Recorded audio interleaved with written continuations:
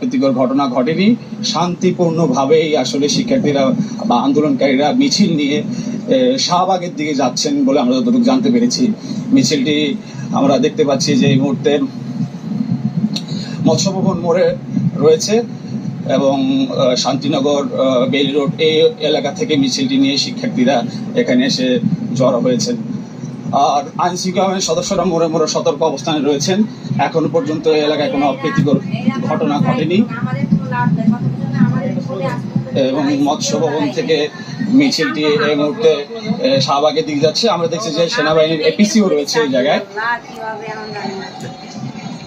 এবং শান্তিপূর্ণভাবেই শিক্ষার্থীরা মিছিল নিয়ে সামনে অগ্রসর হচ্ছে। আমরা এই জায়গায় এখানে পুলিশ রয়েছে, সেনাবাহিনীর সদস্যরা রয়েছে। মিছিলটি এখন শাহবাগের দিকে যাচ্ছে, আমরা দেখছি।